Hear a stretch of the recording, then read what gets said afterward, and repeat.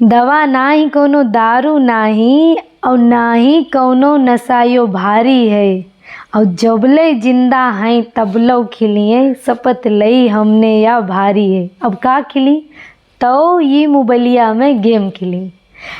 ई देखो आजकल तो बहुत ही बुरी लग गई सबका। ई मोबाइलिया ऐसी बीमारी है और इमें एक वायरस है, एक कीड़ा है गेम नाम को। तो जी को देखो चौका में जाके देखो तो अम्मा मोबाइल ले हुई हैं। स्कूल में लड़का बच्चन झोरा चेक करो पॉकेट चेक करो तो उइमा मोबाइल हुई है। और तो और ऑफिस में जाके देखो तो तनिक देर की छुट्टी मिली हो सूसू करन को तो हूँ मैं मोबाइल चलाए रही हुई हैं। तो ये मोबाइल बहुत ही बड़ी बीमारी है। जहाँ देखो तहाँ मोबाइल, चाहे खात हों चाहे पैखाने जात हों, हर जगह ये मोबाइल बहुत ज़रूरी है।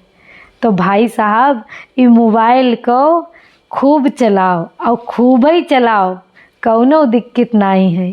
पर दिक्कत एमा बहुत भारी है कि कम से कम जब पैखाना जाओ और खाना खाओ और तनिक देर जब घर वाले संग बैठे हो तो ये मोबाइलिया को साइड में रख दो भाई।